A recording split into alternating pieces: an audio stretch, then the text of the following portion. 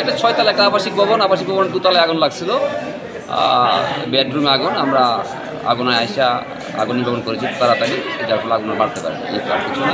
আর বিল্ডিংয়ে 6 তলা ছিল। ইউনিট কয়টা কাজ করলো ভাই আপনাদের? কয় ইউনিট কাজ? আমার 2 ইউনিট আসছে। 2 ইউনিট আসছিল। আচ্ছা ঠিক আছে ভাই। ভাই আপনার নাম আর একটু কত বের একটু? আমার নাম সৈয়দ মনিরুল ইসলাম, আমি গুলশান ফায়ার সার্ভিসের দায়িত্বে আছি। Thank you.